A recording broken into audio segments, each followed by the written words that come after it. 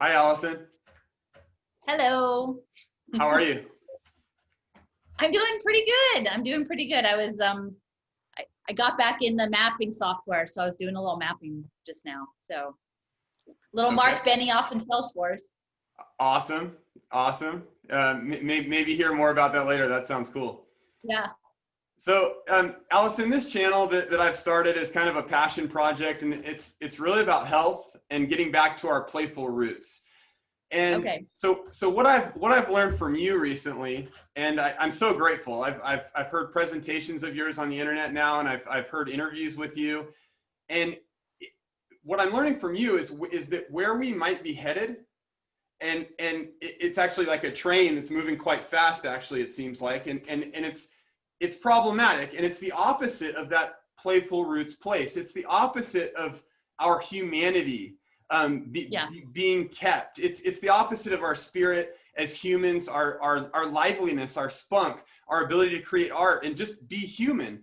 And so what I'm hoping to do today is share some conversation with you. I feel so grateful to be able to do this and ask you and have you accept and be here with me. But I'm hoping to learn more about like where we're headed and where it seems like we're headed, why it's a problem, and then maybe just share some dialogue on what we might be able to do to avert that or do something different.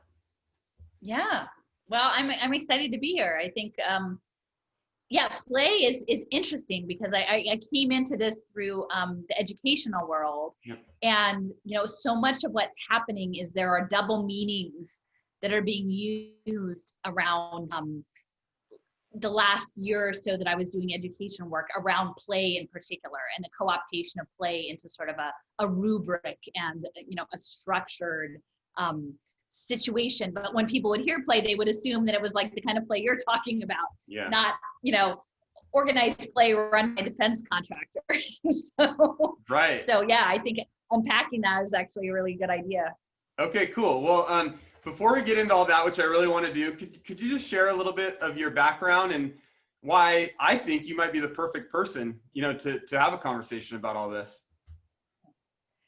Well, so I normally just say like I'm a mom and an independent researcher, and I have a blog. So my blog is wrenchinthegears.com, and I'm based in Philadelphia. So a lot of we're a large city that is a predominantly Black city and poor, and so we're also surrounded by very affluent communities, and we have a lot of institutions of higher education. So we're sort of an incubator for a lot of the ideas that I research. So I have this unique positioning of understanding these larger global systems, but then they actually are happening in my community, like in community meetings or with local organizers or things. So, I see how it's unfolding, and because of how decimated and harmed our schools were, it's not so difficult for me to imagine this dystopic projection that's coming because, I'm fortunate in that I work half time, so I have another half of my time to devote to this research. But I can see it unfolding, so it's not, some people might just think, oh, this is unimaginable. I can't imagine that this is happening. But like I'm living in a city where it's very difficult, challenging things are happening to people every day. So we're also the center of the heroin epidemic. Like there are many, many aspects. So like I had this sort of bifurcated experience, and then I have the benefit of having time and resources to do this work independently because I don't, it's not a paid job for me. I'm not, I just, once you understand the end game, it's hard to pull back and pretend you don't know it. So yeah, well, you're doing it because you care, and that makes all the difference to me, at least. Yeah. Well, I don't really want to end up living in a cyborg augmented reality world run by the CIA. So if I can like wake people up and go like, wait a minute, this game that we're playing maybe isn't to our advantage, that would be a good thing. Yeah, and it does seem like a lot of people are either ignorant or asleep or pretending it's not happening, or there's so much media and so much propaganda that takes people away from examining that possibility. So it really is, I think, the more conversations we can have like this, I think the better, because it just shares that there's another perspective and there might be something going on that we want to pay attention to. Yeah. And I would say, like, I'm, I've been the beneficiary of like being in a really wonderful community of knowledge sharers, right? And so I know you do a lot around education. So I don't want to present myself as the authority. Like, I'm someone who's had time to knit together pieces, but much of the information and the grounding I have is shared from other people. And some people say, oh, Alison's been doing this for decades. It hasn't been. It's been since probably about 2013, and blogging actively since 2016. So I'm late to the game in many respects. But my situation and my framing around this was largely informed. I had sort of a mentor who had done work initially in the social impact space around these issues, who was also involved at Standing Rock. Mm-hmm. And so my understanding of this as like a militarized project of finance and a colonial project was informed by that. And then also there was a reading group here in Philadelphia called the Saturday Free School that was around sort of radical Black liberation framing. And so I identify more on the left side of things, but it was coming from not a traditional Western outlook, but more from a Baldwin Du Bois framework. So I had somewhat connections to interesting people who really inform my views of this, that are somewhat off the beaten path of the traditional sort of constitutional patriot framing, which, I think is a healthy vibration to sort of, put those two things against one another moving forward. So that's part of my thought process as well. That's really cool. Yeah. Well, I get your humility and your warmth are both very, I can feel them. They're very palpable, even over the web.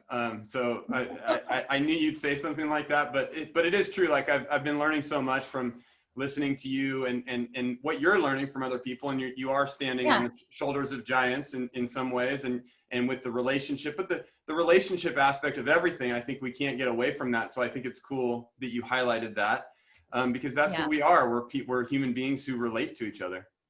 It's reciprocity. I mean, I think that's, one of the people that really, I think, is a prophetic voice for this moment, John Trudell, who was a leader of the American Indian movement, but and also Robin Wall Kimmerer, who this idea of right relationships and reciprocity, that we're in this moment where things have been profoundly broken for a long time, and now they're being profoundly broken for almost all of us, unless you're a billionaire. Yep. And in understanding, how do we start to heal? Like, how do we come back to a healing framework and something that where we're in relationship to one another, but also in relation, and more and more understanding, like an animist understanding of the world, and relationships, not just of what is right for human beings, but what is right for all beings on the earth, in having sort of a global solidarity, within the context of this pandemic, this militarized situation. It's those relationships, people to people and people to other beings. I love that. Well, in my mind, we can't get away from the interconnectedness, and I think we get distracted from that quite easily, especially nowadays. All boxes, Yeah. So you mentioned militarism. A friend of mine and someone I've been learning a lot from, a gentleman named Ray Peat. I think he was asked in an interview, a separate interview a few months back, like what if you really follow this to the root of the problem, or the worst evil, or the worst thing that is kind of doing damage. He also said militarism. And this militarization of things, and so with that in mind, and then I've heard you talk about the fourth industrial revolution. Can you paint this picture? What is the fourth industrial revolution? How does militarism play into that? And then where is this taking us? That's really probably not good for us as human beings.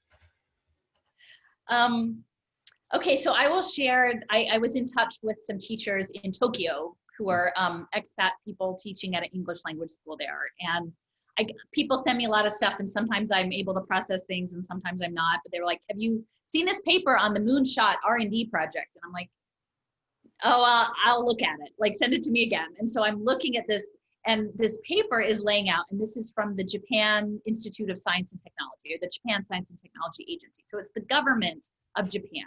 But again, Japan is very far along in social robotics and automation, SoftBank is a very powerful financial institution, and they're investing money from the Saudi Sovereign Wealth Fund in AI and robotics. And you've got Nippon Telegraph and Telephone that's doing digital twinning and these different things. And so it's pretty, like, it's not just Japan that's coming, but they laid out this program where they said by 2020, people will be relieved of the burden of having a physical body and mind in time and space. Like, isn't this great? We have an aging population. So by 2050, you'll just live, and they called it Society 5.0, and they called it Cyborg Avatar Capitalism.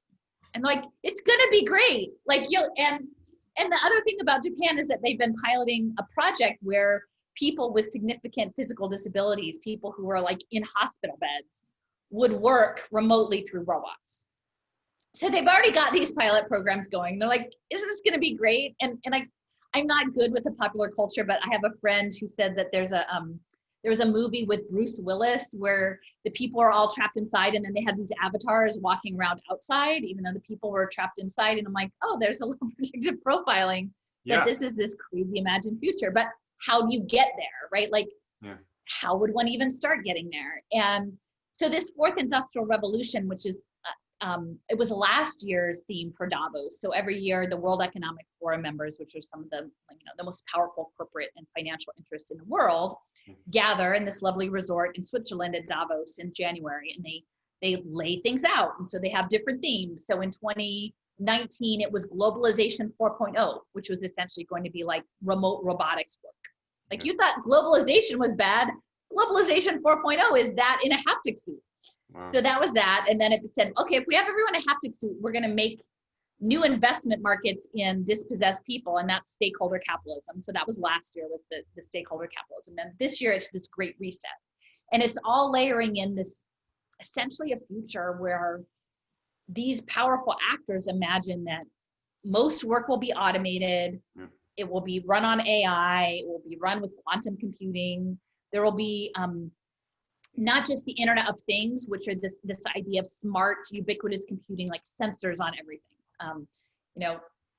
The phone being, a mobile phone being a basic sensor, but the Alexa, your Ring doorbell, your Nest, all of these things are sensors that have analytics about how you behave and surveillance. That it would not just be the Internet of Things.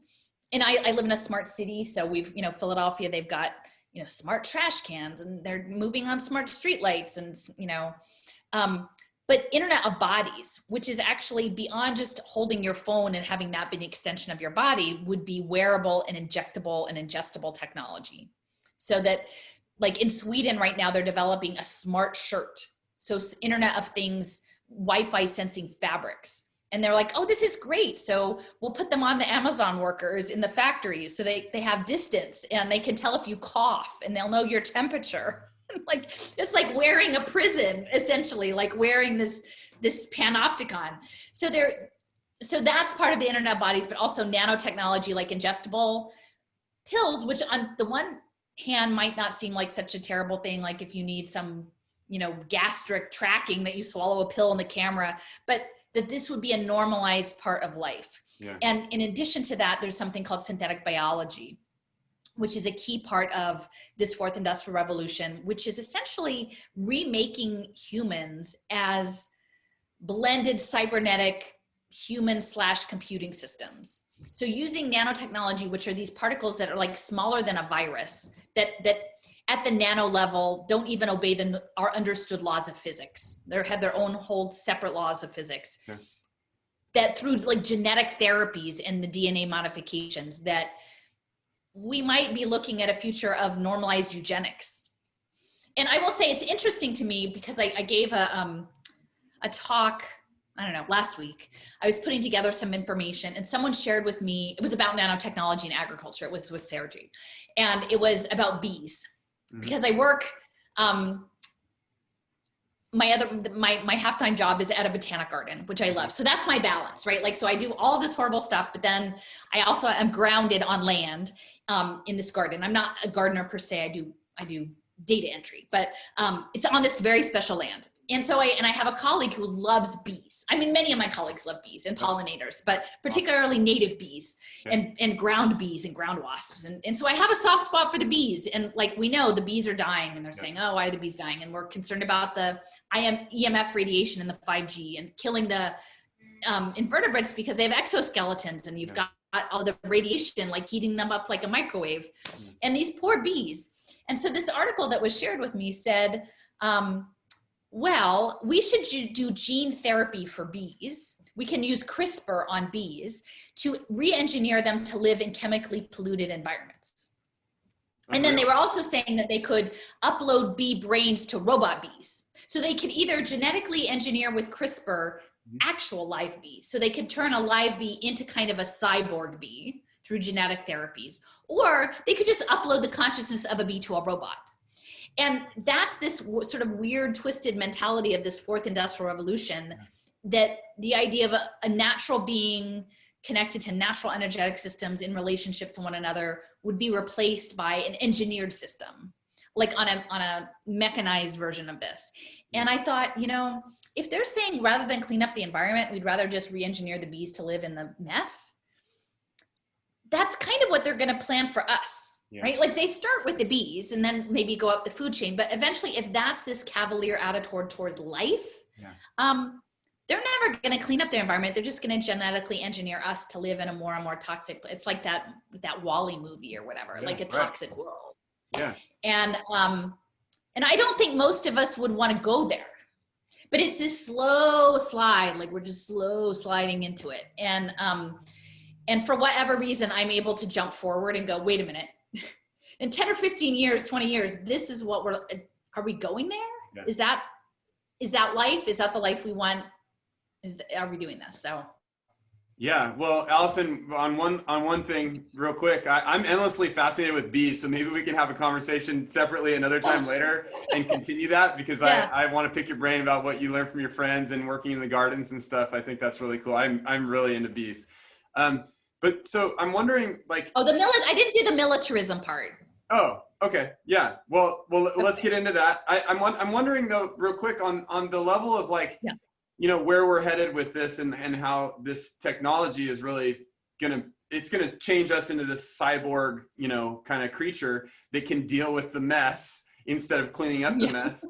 Like you said, is this like slowly been you know, created as being okay? Like, because we live in this culture where technology is exciting. We have the video games, we have the, you know, and so I do feel like some people really don't want that to happen, but I also feel like we've been desensitized to the point where some people are just like, well, that's just what it is, and it's exciting, and technology is cool. And well, I think it has been a long time coming. I mean, all of this is a learning curve for me. Like I started off, I was doing education research around just straight up privatization. And then it was educational technology surveillance. And then it became poverty management and these financial markets. And then pandemic happened. So then my learning curve went up exponentially, because then I needed to start understanding the medical system and the health analytics, data analytics, and synthetic biology, and the food system, and a lot of other things that layered onto education. And so, I started again looking into the nanotechnology. They just had like a conference. Penn has a nanotechnology center here, and like they've been working on this for 20 years, right? Like 15 or 20 years. And their numbers papers, I would encourage people, if they're interested, to do a Google search for the Internet of Bio Nano Things. There's a guy, Ian Akildes, who's out of Georgia Tech, and this is where they're saying like, we're going to be seamless with our environment. Our thoughts are going to be projected electronically. Like we're just going to interact with them, like not even devices. It will just be like, we'll think our thoughts, and, they will be projected onto walls, and we won't even have devices anymore. It will all just be sort of signals intelligence. And I kept thinking, where is the environmental movement on this? I mean, no offense, but like, I'm just catching up to speed, and I'm realizing that like for a solid 15 years, this nanotechnology, which they're saying it doesn't follow the normal rules of physics, and we don't really understand any of the implications, and it's it's machines. A lot of this is nanorobotics, like self-assembling nanorobotics, like little tiny micro machines. So they're not even regulated like a drug, because medical devices are less regulated than drugs. Even if like drugs are maybe not well regulated, the devices are less well regulated, and they haven't even caught up with the legal framework to actually assess nanotechnology. And I'm like, I mean, again, like I was saying, that my framework was based in understanding Standing Rock and the pipeline fights and the water contamination, and all of that was going on. But at the same time, I don't remember anyone saying, oh, by the way, like we've got this nanotechnology everywhere in biofuels and our food systems. It's not just in this pipeline, which is terrible. And I don't mean to admit it, like dismiss that, but I was like, why is someone who has this kind of on their radar are people who would contest this agenda? They're not, I don't know about this. Like, did you ever hear Greta talking about nanotechnology? No. Like, I didn't ever hear that part, right? And so, you know, that's my question. Is it's been coming. You know, we have an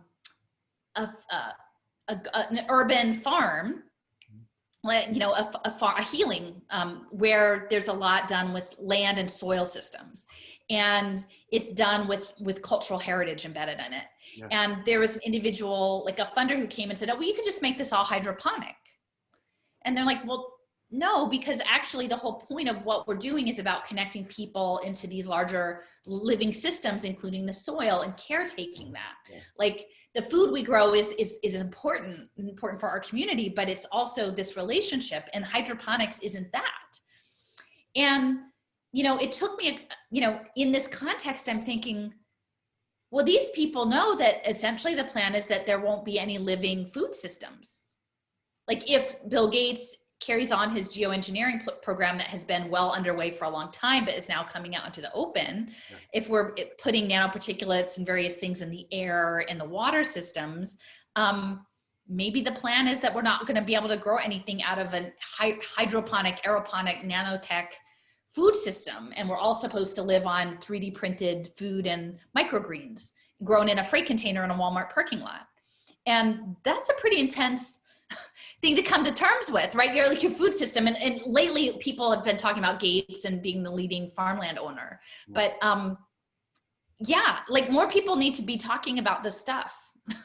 Yeah, I know. I totally agree. Are a lot of these sub issues that are quote unquote major and that everyone spends their time talking about, like climate change and like, you know, all these other little things that come up, just major distractions from some of these deeper issues? Well, a lot of the climate discussion is around carbon, because that's about the trading, like the carbon offset trading. Okay. And now increasingly what's going to be coming in this coming year is we're going to start to hear a lot about ESG investments, environmental, social, governance, ESG. So those are the good investing. That's the good investing, right? And so all of the world's largest asset holders are going to start to channel their capital into good investments. So it's not just going to be about air and water and carbon. It's going to be about poverty management. And, you know, a lot of my interviews I talk about, and this is something that, you know, a lot of the more notable people on platforms don't make the connection to, is these United Nations Sustainable Development Goals. I mean, maybe that they talk about Agenda 21, but literally the 17 goals, most of them are about managing poor people. Yeah. Like there's 17 goals, and I think 14 of them are about managing people's health, managing their education, managing their food access, managing the justice system. And all of this is going to run on devices. And all of those devices are going to be used with, you know, minerals from Africa and children in Congo, you know, mining the cobalt. And, you know, we have coups on governments to get the lithium to run the devices that are supposedly green. And Cory Morningstar and Wrong Kind of Green have, you know, done, you know, they are the sort of the leaders in exposing that, and Clive Spash as well. So, yeah, but everybody wants an easy feel good thing, right? And, you know, I was just doing some work around, education, the new education system that is going to run through devices. And, you know, you talk about play. So they want everything gamified, like a video game. Bridgewater Associates, which is Ray Dalio's, the largest hedge fund in the world, that was running the pension fund for the United Nations, they're investing in tablets and data dashboards for kids. But it's all being framed under this ESG, better government, better investing solutions. But it's not. Yeah. Yeah, that's not real play, right? That's no, that's not play. That's just like trying to get more data and turning everyone into a commodity, right? I mean, exactly. Yeah. I mean, I say biocapitalism. And these games, these video games, they're built on military technology. The internet is a military technology. It just is. The video gaming industry is hand in hand with the simulation industry, which is about defense modeling. They want us to live in the video game. Yeah. And it's a military video game. Yeah. Yeah. Can you go into the more of the militarization aspect of this? Yeah, well, I mean, a book that I read early on that was really influential for me was Yasha Levine's Surveillance Valley. Okay. And so I know, like most people, like the first book they talk about is Shoshana Zuboff and Surveillance Capitalism. And I would say just grain of salt, like she's a Harvard Business School professor. So, it's hard to take down the thing you stand on, right? So I would always say, like, look at those writings with a critical lens as to maybe what is not being said. I think her frame is that it's broken, the internet is broken, as opposed to that it was fundamentally militarized from the beginning. Yeah. And that's Yasha Levine's grounding, is that it was the internet and the cloud-based computing is always a military technology. Yeah. And once we understand, especially the cloud, like there's a physicality to the cloud, but then like who owns it? Who runs the cloud? And if we're living, up in the cloud, it's not a liberatory space, that space that's created. It's a controlled space, and it's about electrical engineering and systems engineering. So, when we're living in a systems engineered environment, there's, decision trees and binary choices, but there's always a limited number of choices and a limited numbers of outcomes. Yeah. Yeah, is that the world we want to live in? Do we want to be robots? Do we want to be yes or no, creatures? Or even worse than that, totally controlled. Right. The nuance, like where is the nuance? And all of the signals intelligence, it's feeding both social physics in the military framework, but also the financial markets, because we are going to be commodities, future generations commodities to be traded. So those signals are informing bets placed on our behaviors and our actions, as well as informing, technology-based military engineering. And I would just say, like, I think I mentioned it, it'll be backwards, but it's called This Perfect Day, IRA 11. My friend, Michael Caine, he's an awesome teacher. I'm very discouraged by a lot of teachers these days, but Michael Caine, he's in New York City, and he's been doing yeoman's work exposing predatory contracts around the COVID testing in schools and getting the contract surfaced and advocating against medical mandates and for people to have a right to choose how their health systems. And he's like, Alison, you have to read this book. This Perfect Day. It's by Ira Levin, who also did like Rosemary's Baby and The Stepford Wives and Boys from Brazil. All right. And it's 1970. And this book essentially lays out a world where everyone is very, like, there's 4 male names and 4 female names, and everyone is just flat, and they're medicated with gene therapies, literally gene therapies with computing run by this AI entity called Uni. Wow. And it's a global system, and they try to escape, but it's 1970. So like these systems, these technocracy systems have been coming for some time, but now I feel like the rubber is meeting the road. So. Yeah. And so you mentioned like some of the COVID stuff. How does that play a role in like the 4th Industrial Revolution? Well, so the financial markets that are going to be built aligned with these United Nations. So managing your health, managing your training, managing your behaviors depend on data analytics. So this is sort of like the tyranny of the data analysts. I sort of feel like, and while we're doing, a lot of people are talking about needing to address the prison industrial complex, which is a huge issue. They're not realizing that the next phase is essentially turning the world into a global prison. And instead of guards, you'll have social workers and teachers fulfilling that role and being the data analysts. All of the data has to live in a big lake because they're profit margin is predicated on the idea of that everyone is a burden on society. Like, and think about that in relation to children, even like unborn children, right? You're already based on your parents' background, maybe your genomics, some level of burden. And so that's a very twisted worldview. But that you're calculated as far as what you're going to cost society in terms of needing care, if you're going to be incarcerated, if you need housing, these things, they all have a cost. And if they can fix you and make you reduce that future need, and it's all a game because it hasn't happened yet, right? It hasn't actually happened, but they just predicted you that that's going to happen. There's a difference between what they're paying now in the solution and what they would pay if they didn't fix you preemptively. And so they'll cut off a slice of this and say, well, here's a little bit for your trouble, investor. We're going to privatize all of this. We're going to make these investment markets, and we'll pay you back if you demonstrate success with your data, and then we'll give you a little bit, here's a little bit, and for your trouble. And what the big game on this is that the profit isn't going to be in this little slice. It's going to be that they're going to securitize all of the debt and trade that, and that's the hedge fund game. Okay, yeah. The hedge fund game is the game, not the little slice.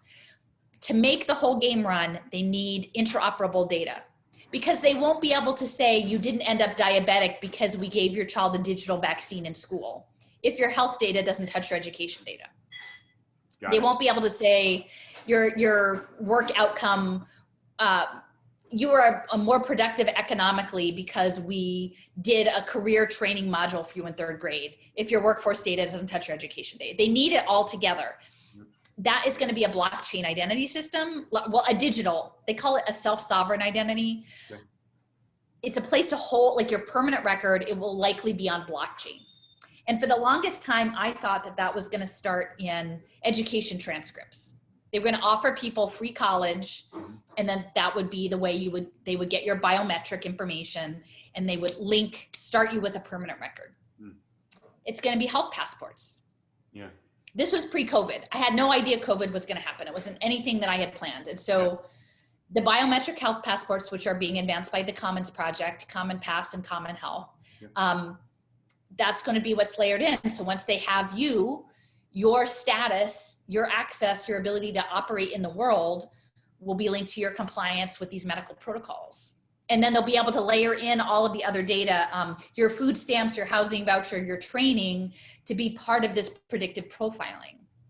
And that's going to take, again, they're talking about the pandemic being 5 years, like a 5-year time horizon. So it'll probably take them that long to scale that identity system. Yeah. But I can imagine if we don't push back within a decade, like this, your permanent record, like every child born from here on out will have some permanent record that's not just a social security number, but that is a very dynamic real-time data collecting device. Because there's so much fear involved in something like, for example, COVID, and the propaganda around it is so fear-based.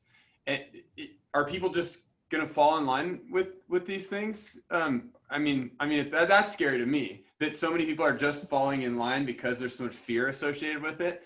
And we need people to wake up and question it, but the fear layer puts a whole other, kind of kink in it, seems like. Well, this is all part of it is a psychological operation that we're living. And because of the data analytics and because we're living our life online, they're able to target in very sophisticated ways messaging that allow them to put them in a better position to accomplish their ends, which is to get us all in the video game as digital commodities. And it's hard because I'm a parent of a young adult who is having a really hard time with this. And I'm late to this game. I did not really, I excelled in the system, I got a college scholarship, I was able to get jobs that I wanted, for the most part, not high paying jobs, but I was okay in this system. Yeah. And it didn't lead me to question it till much later. And in that, I just fell all the way in, and I thought, oh my gosh, what is this future? And so it kind of radicalized my perspective to say, I don't want that. This isn't a tweakable thing. That's an absolute no for me. So once you understand that your government, you know, that was sort of my history of understanding indigenous genocide for what it was, understanding slavery for what it really was, not just a unit in a book, but the brutality of these financial markets, and that was for everyone. Moving forward, you know, I understood that there was no presumption of safety in empire. Yeah. Right? Like most people don't understand the United States as an imperial force. And there's a really good book called by Daniel Immerwahr, I would recommend, called How to Hide an Empire. Okay. And it's about these territories and that how the US is an empire, but we don't think of ourselves that way. And once you're in this mindset and you understand the way in which the US government waged war on indigenous people, like that level of erasure, that level of asymmetrical warfare, you know, the idea that we have biological weapons, that we have sophisticated weapons programs, that this fourth industrial revolution, this society 5.0 cybernetic future is something the most powerful people in the world want. Yeah. They have incredible concentrated wealth and influence. And the idea that they would just let anyone just go along, like, I think there's no presumption of any safety, which is a hard thing to own. Like, it's a very hard thing for me to convey to my 19-year-old that the future is that there is no safety. I mean, I think most, you know, many Black and brown people in the community like realize there's no guarantee of safety. You can walk out your door any day and not come back. Yeah. That is their reality. For me, as like a white middle-class woman, you know, a privilege, that was sinking in later. Like, okay, like there really isn't any presumption of safety, but that's why it's very hard for me to understand why so many, particularly people who would normally identify as anti-imperialist or peace activists, or are still sitting in the fear. Yeah. Because maybe they haven't internalized that this transnational global capital machine, which is really a globalist machine, which lives in Google, which lives in IBM, which lives in Hewlett Packard, but is not particularly of the United States, has us all in the crosshairs. And so no amount of behaving to this system is going to mitigate that potential harm. Like, so for me, it's like a spiritual engagement. Yeah. Like we actually have to come at a place of like seeing it and refusing it. And I think anything short, is not going to work. And not everybody can do that. I understand that is certainly not everybody's place. My 19-year-old can't do that. Yeah. Children can't do that. Yeah. So those of us who can see it and who can look at it and understand the history of it, I feel it's our responsibility. Well, I think I might be coming to the game a little bit later myself in similar ways that you mentioned. But it's terrifying. I have a wife, we have a 4-year-old son. I know we have a lot of friends who have young ones, and I think I'm thinking constantly about this future, this possible future, and it's terrifying. And these powers that put this into play or into action, that run the gears, so to speak, like that, it just seems so evil. Like where do these people come from, and why are they so evil? Where does this evil come from? Do you have any thoughts on that? Like, it's crazy.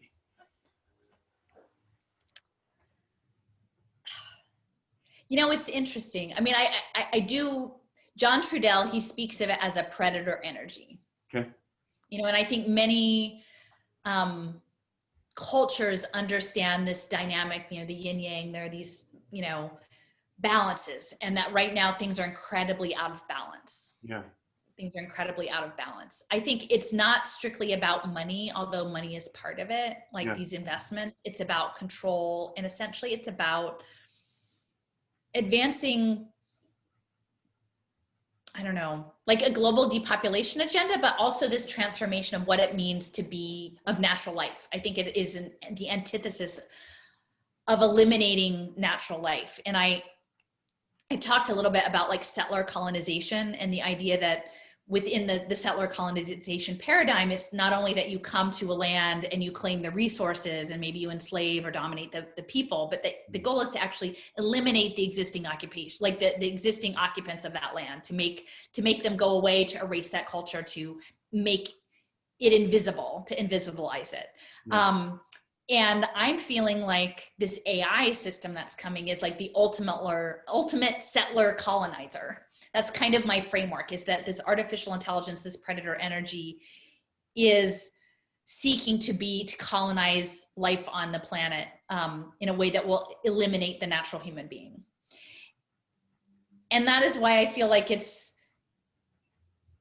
is this engagement of sacred and profane. Like and that's why we have to step off from that place, which is not a place I'm super comfortable with. I don't have a really long-standing faith practice. Yeah. But when I was doing this work, like in March, and putting out my early research, the people who reached out to me, who lifted up my work and said, we understand this resonates, were holistic, like alternative healers, people from an alternative medicine standpoint, and people of faith and all different kinds. Yeah. And it was over and over again, to the point that I'm like, okay, I'm paying attention, because there's something to this. It's not that I'm, because I certainly didn't brand my material in that way, but that's whom it came to their heart in. And I thought, wow. So, if I layer this in with my understanding of, indigenous knowledge, not just of Turtle Island, but of indigenous people of Africa, indigenous people of India, and we know what's happening with the farmers' protests and how that is trying to be subverted at this moment. Wow. Those connections are the powers, and we will never have the money of Goldman Sachs, right? We will never have the money of, or the tools, the toys of DARPA. But if this is happening in an energetic field, yeah. And, I often mention like A Wrinkle in Time, like the children's book, at the end, like they're going up against this technocracy, like the brother and the dad are trapped in the technocracy, and it's like the love that breaks through. And so I love that. To me, I don't feel like there's any way to run from this thing, because clearly it's global. Yeah. And unless you're able to dissociate and unknow it, and, I'm not going to criticize people who might want to erase that out and just try to function in the system. Yeah. That's not me. And I guess I can understand it, although I find it frustrating, people that hold really tight to not knowing part, yeah. Because it's probably self-preservation. But I think that we can have outsized impact. And that's what I've even found in Philadelphia, even just small protest movements, like just small little things, is that they don't expect anybody to fight back. Yeah. They don't expect anyone to resist or to speak up or to stand. And when you do, even if you're just a handful of people, it unsettles the whole structure.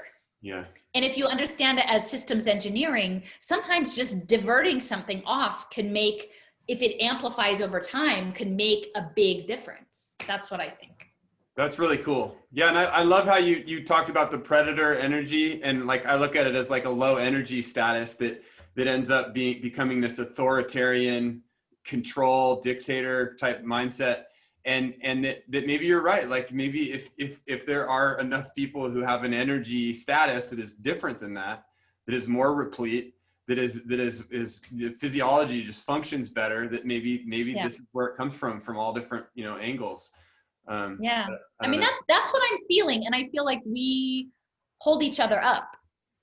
Like I feel held up by a lot of other people who have far more expertise in this area, who yeah. are collaborators and who give me tools yeah. to use, and then the that we share, and it's in that sharing that strengthens those bonds even more.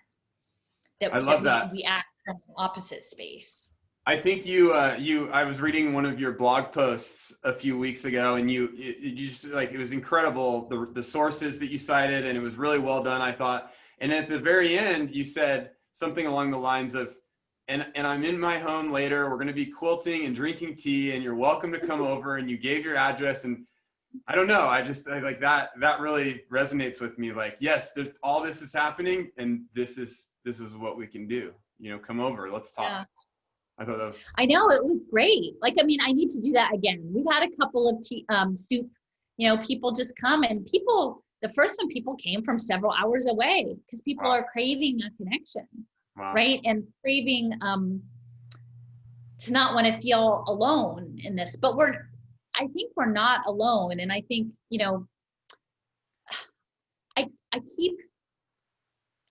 try to document this stuff so that, like, a year or two down the line, they'll be like, oh no, here's my consistent position. I'm consistently on this position. And eventually I feel like my position will be proven out that my analysis was in alignment. That was the right thing. But that with this change of administration, many of the people who had a convenience of pointing out the problems away from themselves, will be challenged to look in, because Biden and Harris are deeply entrenched in the social impact agenda. And, I had actually done some work around Harris and her schools policies and these frameworks of sort of overreaching social work profiles in the schools where kids' data is not safe because Obama has gutted that, and her involvement in anti-recidivism, social impact finance, and sort of reimagining the police state. So I'm hoping as things progress, unless there's just so much cognitive dissonance that people just keep holding on to it, that people, at least on the left and progressive side, will have to look with a more critical lens at what is unfolding. I'm hoping that that's the case. And then I'm also hoping that people who are coming from more the libertarian conservative side will also hear what I'm saying about, we're all Lakota now, we're all Gaza. If the aim is a genocidal open air prison state where they're looking to erase, it's dispossession, it's denial of resources, it's breaking down of the family, that it has this historical connection, that we can find common ground. Yeah. And it's the knitting together, I think, that is what's so crucial. And I think why, just given that I'm a gray-haired lady, I'm not a radical per se, I'm not pushing any strong political agenda. I'm just saying, listen, I don't want this future. I don't want a future where we live in a Epic Games video game alternative reality, where we're treated with genetic therapies, whether we like it or not, to live in a toxic world.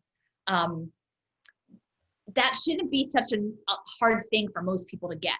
I don't think there would be many people who would run out there and say, in my optimal world, I would really like to just live through a robot and sit on my couch. But we have to cherish the natural world. And I think play, you had talked about play. I think art, I think the music, that's the other people who I'm so grateful for, which is not I quilt. I have a little bit of I'm here with my quilt. I do quilt. I haven't done a quilt in a while, but people who, I piece things together. You can see, I quilt with all kind of colors, right? It's a lot of different stuff. Yeah. It's the artfulness. It's the serendipity.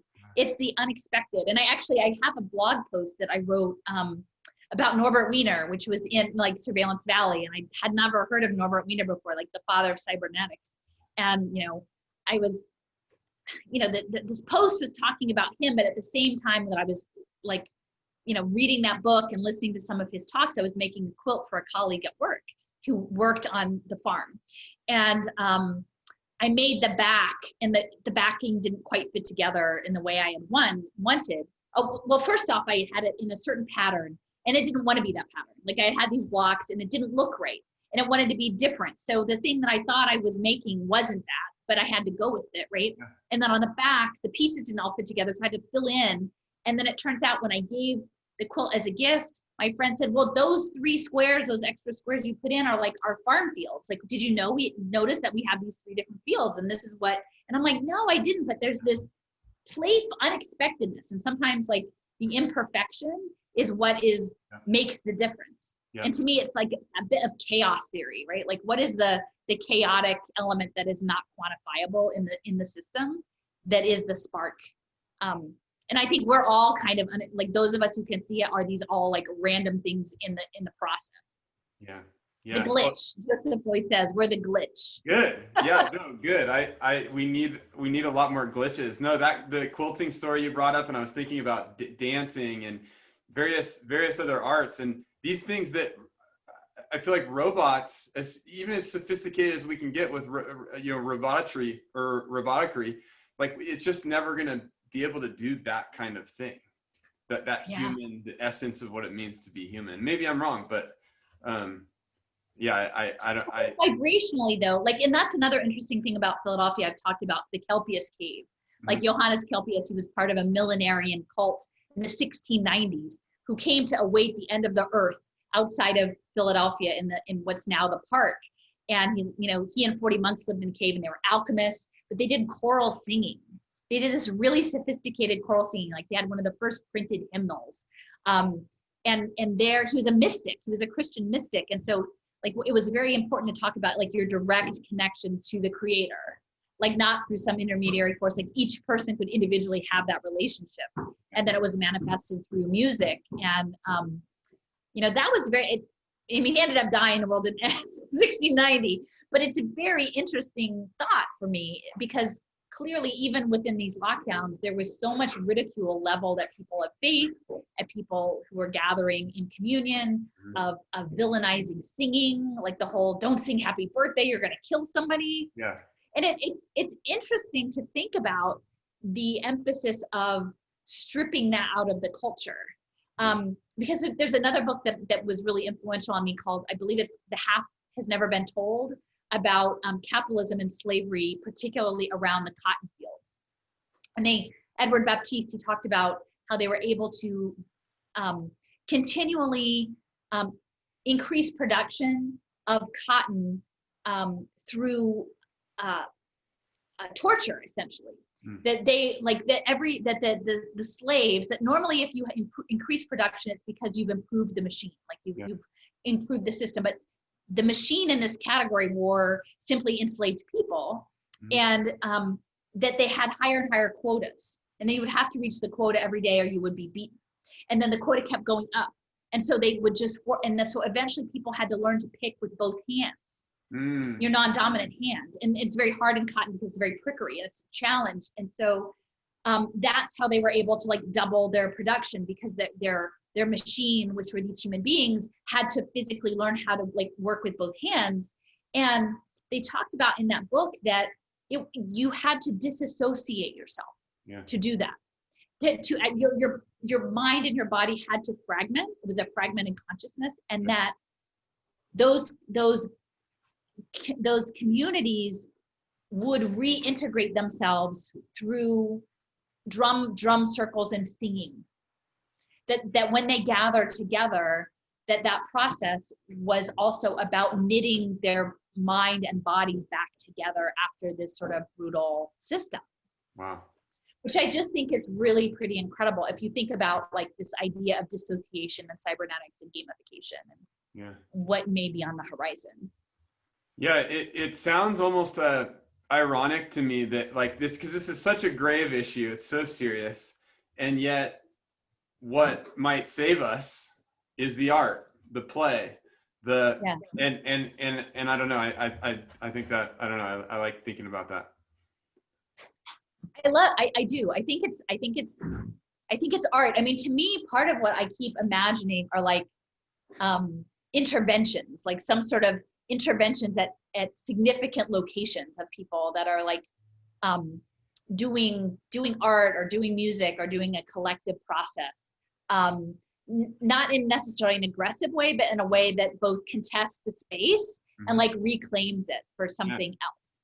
And I have a video, Jason Bosch, who's a great guy, and he's a videographer, he's a documentary filmmaker and screens social justice documentaries, and he's struggling. He's in Denver and, kind of disconnected from his community because they don't get what we're talking about. And, and in May, we were connected through a local activist that he knew, and he's like, I want to drive out from Denver and film you, talking about this. That's the most important thing to do. And I'm like, really? Like, that feels weird, but okay. Like, and he was right, because people wanted to hear this. Like, I think that, I mean, not that I'm viral, but that one's up to like 30 something thousand views at this point. Like, that's Fourth Industrial Revolution videos. And awesome. So, we went to Baltimore at a later trip that summer, because there's a lot of this happening in Baltimore, just to surface the physical spaces. Like, where is this happening, right? And one of the places was the Johns Hopkins Applied Physics Lab. And this woman, Avril Haines, who's now the head of national intelligence, was a fellow there. And they're doing neural prosthetics with DARPA and Facebook and social physics. And I'm like, we've got to go, Jason. Like, we've got to go. And like, so, it's this giant campus. It's about 40 minutes outside of Baltimore, so total NSA territory. There's this giant satellite systems, and we're driving by. Like, we pull in the parking lot, like, you know, we weren't breaking in or anything. We pulled in the visitor parking lot, and there was an island kind of in front of the building. So we didn't get real close, like we weren't threatening, but you know, with these flag poles and a time capsule, like this thing, like, and it was honoring like the great public-private partnership with Johns Hopkins and the U.S. military, and that's where they developed all these guided missile systems. And like, I just brought out sage, and I said, we're not consenting to this. Like, this is what's going on here. We're saying no. Like, we're, you know, and you know, I saged it. Eventually, a security guard came and like sort of said, nope, you can't, you know, you can't be here. And we left. And I'm sure we're on some list now or whatever, but we went from there to the Catonsville 9. And if people aren't familiar with the Berrigans, which I wasn't, but radical sort of left Catholic movement, anti-war movement. And they burned these draft records in 1968 in this parking lot of Catonsville, Maryland. They gathered up whole armloads and burned them with homemade napalm. And it was the Berrigan brothers and a number of others, radical Catholics. And it was a huge, they were imprisoned. It was a huge court case. And I had seen video right before we went, because there was a historic marker by the library. And I said, we got to go to Catonsville 9 next. And so we, you know, we planned it out, and I couldn't, when I saw the video, because it was vintage footage, there was a particular building, it was a church that looked a certain way. And you know, the historic markers are often not right where the thing is. So we did I recited, you know, their speech from that. And then we're pulling out of the parking lot, and I can see across the way is another parking lot, and it's that parking lot where they burned the draft records, right? And it just looks like a dumpy parking lot, really. Like, you would not never know that there was anything big that happened in this parking lot. And I had some tobacco, and I'm like, I'm gonna leave like a tobacco offering, like, hold it. So I put the car in park, and I go out, and I'm like, and I went to put the tobacco down, just acknowledge the space. And there was a piece of bent wire that's like the gauge of a 5-gallon bucket, kind of like that. Like, so thick, not tiny wire, but bendable. And I went to go put it down, and that was on the ground, and it was in the shape of a G. Like, not a perfect G, like kind of a G, but I'm like there's God here. Like, there's like that, those 9 people who made a moral choice to contest those policies, knowing what the implications were. I mean, just like John Trudell, like, made these choices, and Tina Manning Trudell, who was, you know, killed in an arson. But like, I'm not saying everybody has to do that, but there are people that made these choices along the way who said this is not tolerable. And anyway, I guess I was just saying, like, in the larger thing, there are some ritual things, like, of surfacing physical places and contesting that I think must resonate across some of the, you know, realms, so to speak. Like, I think there's a vibrational quality of people who are doing this from a place of justice, and that we aspire to something better.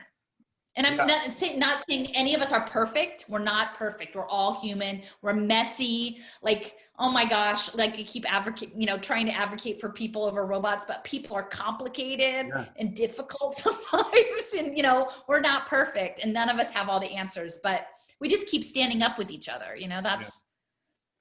Yeah. And if we go down that robot path, or that tech path, and continue down that path, it's like we're opening up Pandora's box. Like, yeah, it might be not as complex, not as messy, but we really know what we're opening up. And you're talking about acknowledging those spaces.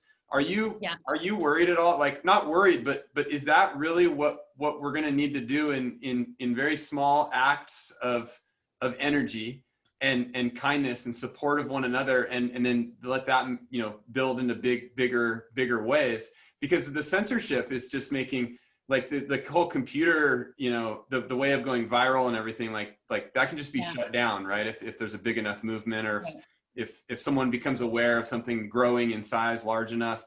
So it really does have to be like, let's turn off our computers and let's go out into the world. Right. I mean, I think so. It's hard, because I have to say, Philadelphia is not an easy place to be, knowing the bigger picture. Like, it's like, mentally, it weighs you down. I mean, I'm sure it's not unlike that in California too. so often, like besides my soup gatherings, it's kind of just me.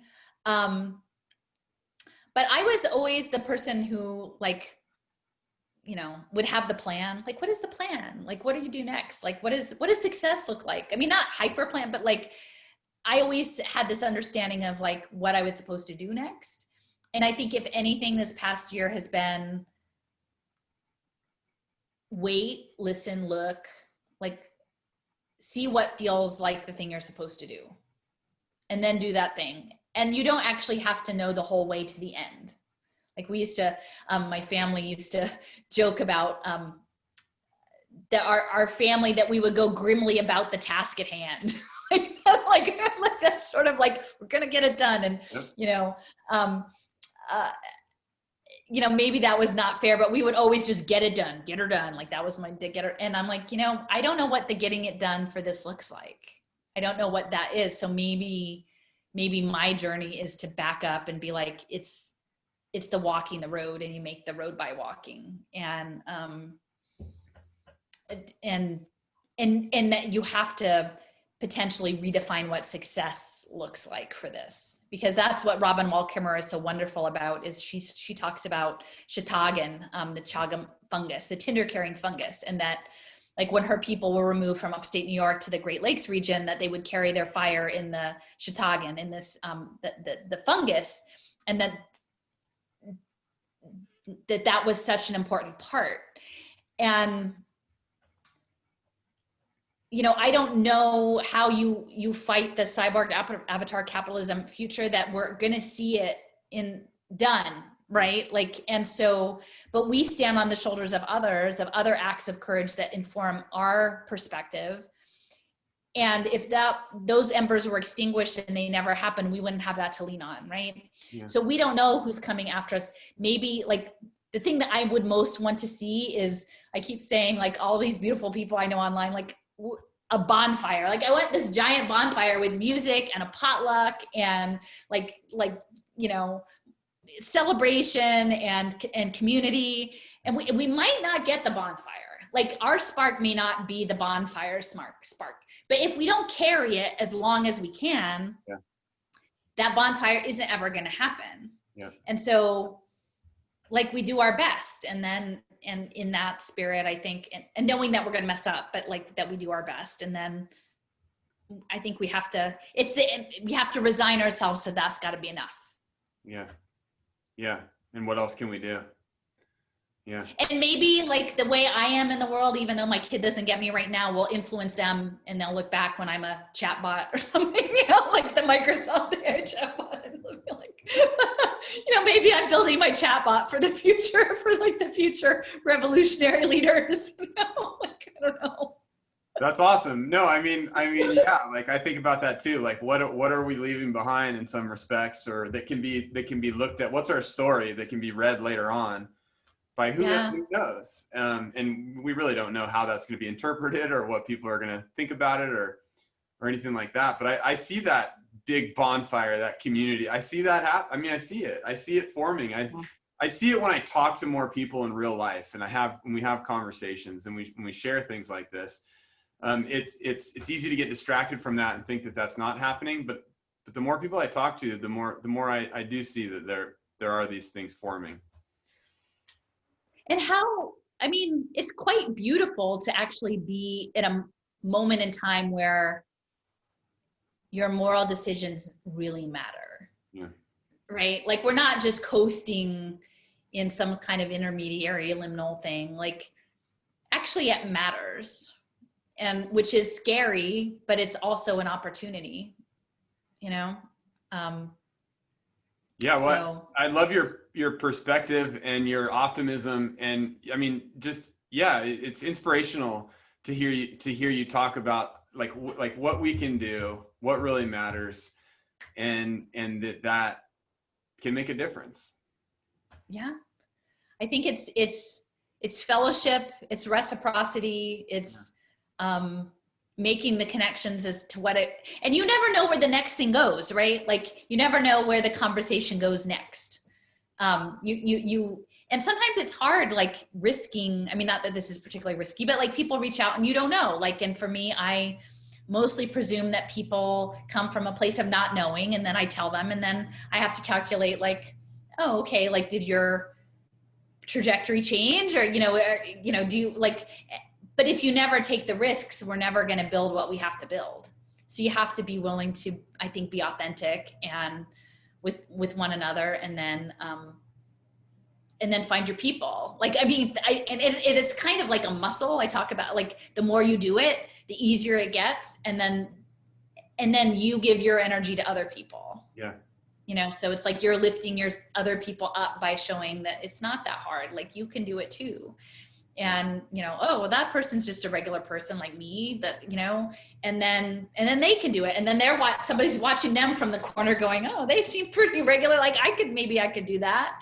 And, I have lots of people that reach out that say, thank you for saying this, because I can't, like, no one believes me where I am, but if they hear it from you, like, you're someone that I can send a link to the video to my, mom or my coworker or someone who thinks the only people who are questioning this rollout, fit in a certain box that isn't the box I identify with. Yeah. Well, I'm certainly grateful that you're willing to come out there or come out and be authentic and share. And because you're right, it takes that, I think, in doing this with each other. I'm just so grateful that you would do something like that.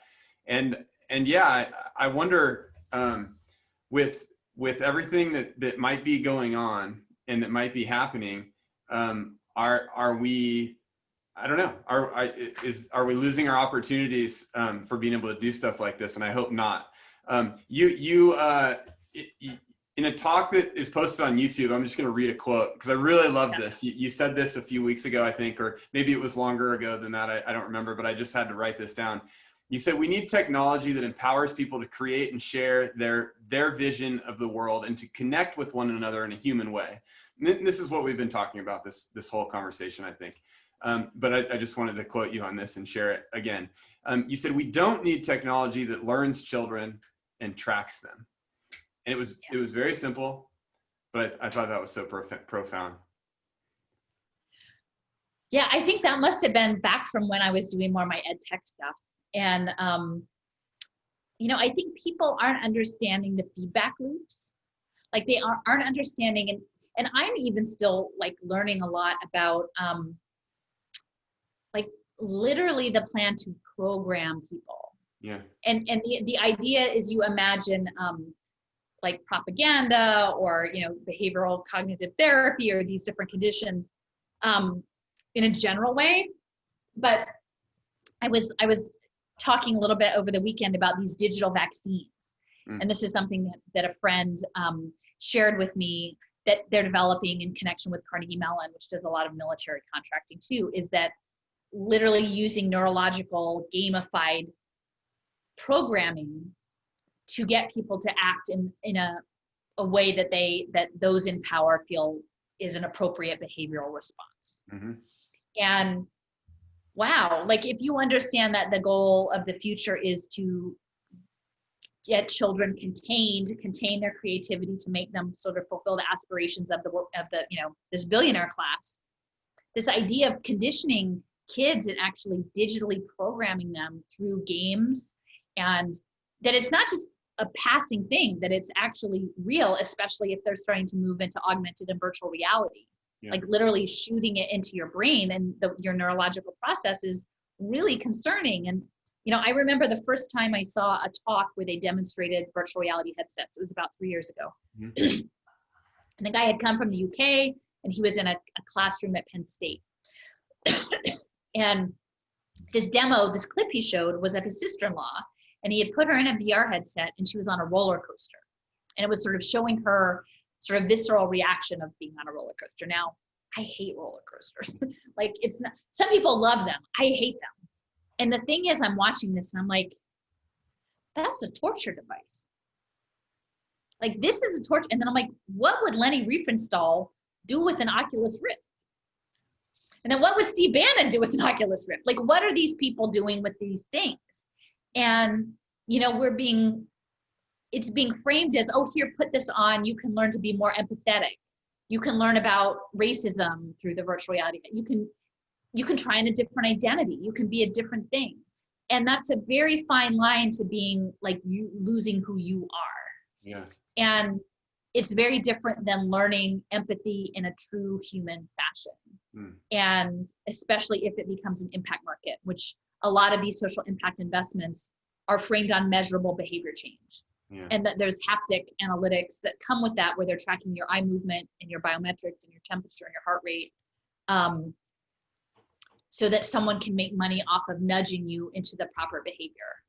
And then having a feedback loop, you know, conditioning kids, knowing that there's a future with limited work, that many kids will be trained to not, they will be miseducated, you know, intentionally miseducated and treated as a commodity. And not that this is anything totally new. I mean, you know, as someone who excelled, you know, not extravagantly, but pretty well, it's a hard thing to realize, like, oh, my identity was wrapped up in this thing that's actually rather abusive, like socially. Yeah. But once you have IBM and avatars and AI deciding what kids are allowed to be, like they're in the box, and it's a military box. And even though it may be quote unquote enjoyable, like maybe it's not the roller coaster, it's something that they would like. To me, it's not liberation. It's really, it's coercive. And you know, it's not for the benefit of the person. It's about money ultimately. And it's stripping young humans from that fulfillment of being involved in something in a process oriented way for the sake of itself. Like you talked about, like these benchmarks, and, you know, down the road, like how can I get from this level to this level, you know, to this level to this level, and keep, you know, jumping the level, and it just takes away. Level up. They always want you to level up. Yeah. Right. Right. Like where's the, like, can we still have this being able to get lost in the process of something and get immersed and lose ourselves in a good way in terms of our activity. Yeah. Well, I mean, it's interesting because I've been in touch with some people who are like connected, like with the Waldorf community. Yeah. And, you know, that's very much about Taxol and processing and creativity and limited technology. And even so, like from what I've heard institutionally, you know, under this, you know, the pandemic scenario, is that they're being compelled to reconfigure their learning experiences in ways that, you know, prioritize social distancing and containment and all of these things. So really the only kids who are getting away from that entirely are either the richest kids or the kids who have access to really alternative home school spaces, which is a shame. And, you know, I've talked before about like these devices as being surveillance devices in people's homes, in homes of where there's increasingly stress in the family because of economic stress. And like who wants to be profiled, right? Like to have your kid, I mean, there's some jokey ones like, oh, you know, there's the mom getting dressed and forgets that the Zoom classroom is on. But really those are very serious concerns if you understand this as a settler colonial project, right? A project in which residential schools and separation of children from families was central to that enterprise. You know, Pennsylvania was the home of Carlisle Residential School, which was the model, you know, school where they took, you know, indigenous children from their families and to erase, you know, to kill the Indian to save the man, quote unquote. This idea of impoverished families having surveillance devices in their homes, and then the role of social impact markets and child protective services in potentially removing children for neglect, but that neglect is really based in economic impoverishment that is manufactured. Wow.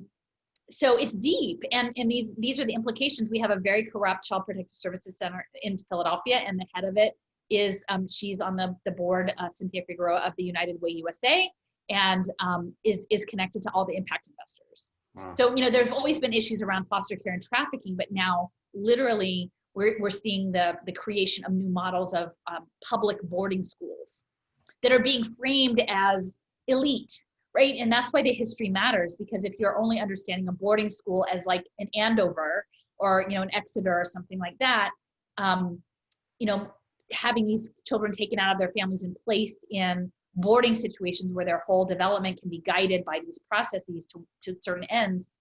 If you don't understand them, if you don't know the residential boarding school history of Indigenous people, then you're not going to have the full picture. For sure. Yeah. Yeah. And with the whole picture, it starts to become horrifying. Yeah.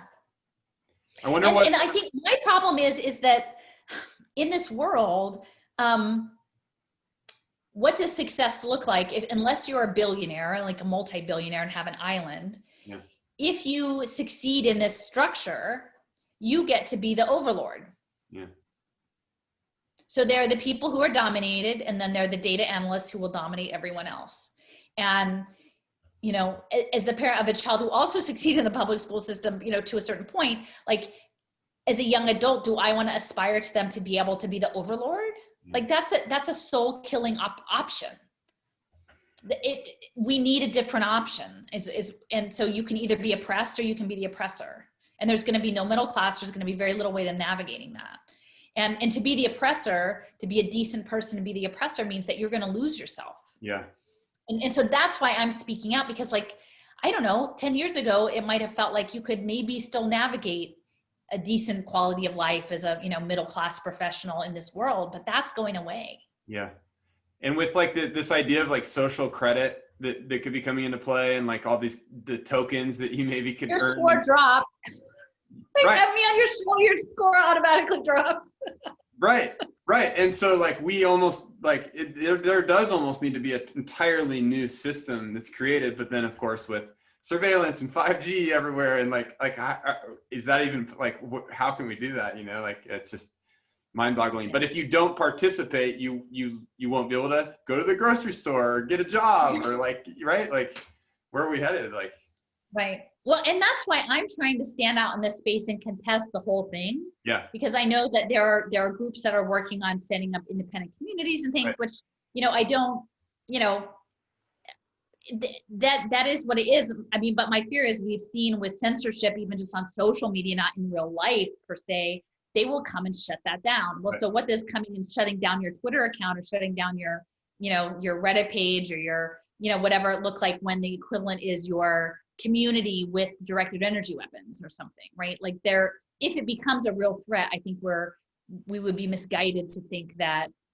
the arrayed forces would not act to secure the future that they want. So that's why before we get there fully, I'm trying to activate people who are willing to say like, no, the cyborg avatar capitalism model is not the model. And I'm not even saying like from within that, I don't particularly align with any existing political economy group, because I don't think any of them are right. And I think while Marxism helps a lot understand the operations of the market and how we've gotten here and how this machine works, and it was really helpful for me to develop my understanding, the lens that I use for it, I don't think it is steeped in scientism. It is steeped in enlightenment. It is steeped in Western thinking, which I don't think will ultimately serve the purposes of the nature machine split. Mm-hmm. Because there are probably many who come from the left who might be totally fine with an engineered society. You know, I don't know. I mean, I'm not speaking for everybody, but I don't know that that's an industrial engineered society is something that necessarily, if you're on the left, that you would disagree with. Yeah. My positioning is that we need something that is in right relationship, which is probably not that. But as not an Indigenous person or person of color, I can't quite, you know, articulate. It's not my place to say what that should look like. Yeah. But I'm happy to try to slow down the machine in this moment to say like, whoa, like I think we need to revisit this and go all the way back to the doctrine of discovery and say like, I think it went wrong here 500 years ago. Yeah. And so now what do we do? Like, how do we reconcile this? Yeah. And be a wrench in the gears. A little one. Yeah, you know? Right. But if there's a bunch of little ones, I wonder what, speaking of Waldorf, I wonder what Rudolf Steiner or Thoreau or Ralph Waldo Emerson would be doing or saying right now. Yeah, I mean, there's an energetic component. There's a natural component. How to be a good relative. I think we are not in this world right now, those in power of that in positions of power in much of humanity are not being very good relatives to the world. And for our own sake, we better start learning some of those lessons, I think. I love that. Well, I think if you really dive into science, dive into the faith, different faiths and spirituality, and it all supports that we are, relationship. I don't think we can get beyond that. It's certainly, in that vein, it's certainly great to be able to do this with you today and share this time with you. Maybe we can just continue this at some point and have another one and talk about various things sometime. But Alison, this has just been really, really great. If you were going to leave today with one kind of overarching message, I think the whole conversation has really been kind of about this, but if you were going to leave with one, it's time to act and this is what we need to do, right now, what can we do right now when we're done with this and when we're done listening to this conversation, what's the next thing? So I mean, it strikes me that in this moment, and this is just my personal viewpoint, but that it is the sacred versus the profane.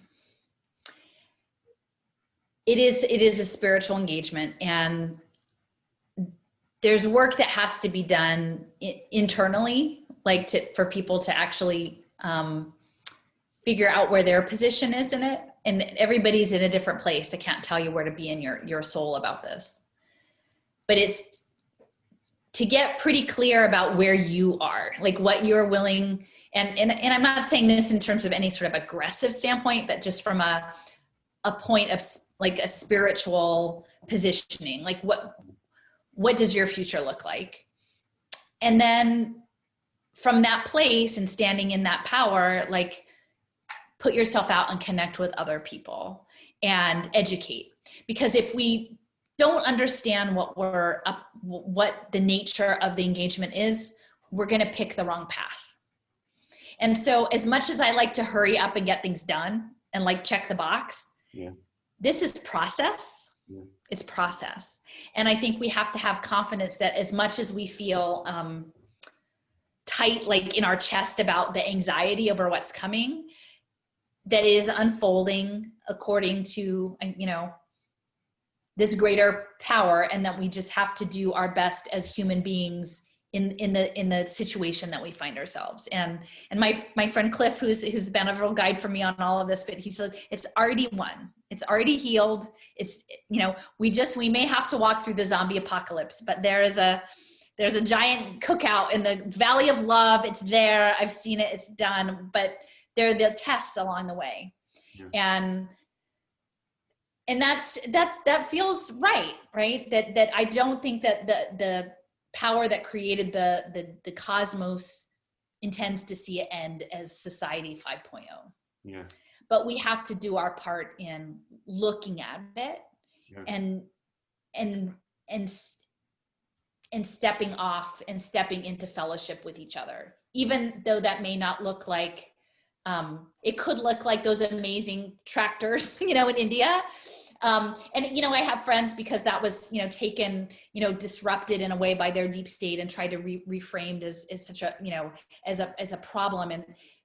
But I think ultimately the healing is done, and you regroup, right? So it may look like tens of thousands of tractors, or it may look like one individual person setting a strong intention in their community, or it may look like a pot of soup. But if we're all doing that vibrationally, that I think that's where the engagement is. So anyway, it's kind of long. No, that's beautiful. And that it's, like you mentioned it earlier, it's here and now. It's here. Yeah. It's here. It's alive within us. And if we can only just, I like using the phrase playing attention. If we could just pay attention to it. But I love that, because you're saying let's step back. Yes, we have all these feelings and we want to do all this stuff, but can we perceive the situation first? And just trust the process, even though that's particularly challenging. Yeah. Cliff promises there's a really good cookout. It's that bonfire. We just, we may have to like just navigate the neural dust and, you know, some robot dogs, but you know, I believe in us. I'll see you there. That sounds good. Thank you so much, Alison, for your energy and your time and everything else. It's been wonderful. Thank you. All right. Thank you. Bye. Bye-bye.